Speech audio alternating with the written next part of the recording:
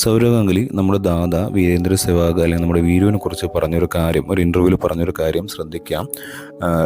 Historic Multan test ഓർമ്മയില്ലേ, ചരിത്രപരമായിട്ടുള്ള Multan test. ആ ടെസ്റ്റിലാണ് പാകിസ്ഥാനെതിരെ നമ്മുടെ വീരേന്ദ്ര സെവാഗ് ആദ്യമായിട്ട് ഇന്ത്യക്ക് വേണ്ടി ഒരു ട്രിപ്പിൾ സെഞ്ചുറി തയ്ക്കുന്നത്.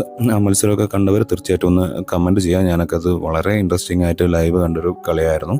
അപ്പോൾ അദ്ദേഹം ഒരു 85 റൺസിൽ നിൽക്കുമ്പോൾ ലഞ്ച് ടൈമിൽ ഗാംഗുലിയെ മീറ്റ് ചെയ്തിട്ട് ഗാംഗുലിയോട് പറഞ്ഞത്രേ, ഞാൻ ഒരു കാര്യം തീരുമാനിച്ചിട്ടുണ്ട്, 95 റൺസ് നിൽക്കുമ്പോൾ 6 അടിച്ചിട്ട് സെഞ്ചുറി തയ്ക്കും.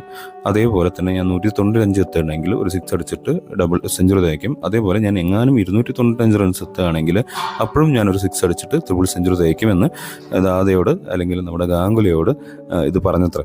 അപ്പോൾ ഗാംഗുലി പറഞ്ഞു, അയ്യോ അങ്ങനെ നീ നിനക്ക് ഇഷ്ടപ്പെട്ട പോലെ കളിച്ചോ, കുഴപ്പമൊന്നുമില്ല. 95 നിൽക്കുമ്പോൾ 6 അടിച്ചോ, കുഴപ്പമില്ല. അതേപോലെ 195 നിൽക്കുമ്പോഴും 6 അടിച്ചോ, കുഴപ്പമില്ല. പക്ഷേ 295 റൺസ് നിൽക്കുമ്പോൾ നീ സിംഗിൾ എടുത്ത് കളിക്കണം. കാരണം ഈ 295 നമുക്ക് എപ്പോഴും എത്താൻ സാധിക്കില്ല. അതൊരു ഒരു മൊമെൻ്റാണല്ലോ, എപ്പോഴെങ്കിലും മാത്രം ലഭിക്കുന്ന ഒരു മൊമെൻ്റാണ്. അപ്പോൾ അപ്പം നീ സിംഗിൾ എടുത്ത് കെയർഫുള്ളായിട്ട് കളിക്കണമെന്ന് പറഞ്ഞു.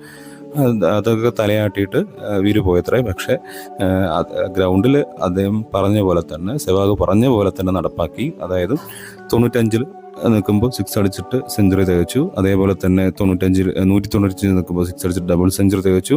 295 നിൽക്കുമ്പോഴും 6 അടിച്ചിട്ട് ട്രിപ്പിൾ സെഞ്ചുറി തികച്ചു. അപ്പോൾ ഈ ഒരു ഇന്നിങ്സൊക്കെ ഞാൻ ലൈവ് കണ്ടതാണ്, നിങ്ങളും ലൈവ് കണ്ടിട്ടുണ്ടാകും. അപ്പോൾ ഗാംഗുലി ഇത് വളരെ അത്ഭുതത്തോടെയാണ്, അല്ലെങ്കിൽ സെവാഗിൻ്റെ ഒരു കാര്യം എന്ന രീതിയിലാണ് ഓർത്തെടുക്കുന്നത്. അപ്പോൾ നിങ്ങളൊക്കെ ഈ ഒരു ഇന്നിങ്സ് ലൈവ് കണ്ടിട്ടുണ്ടെങ്കിൽ തീർച്ചയായിട്ടും കമൻറ്റ് ചെയ്യുക.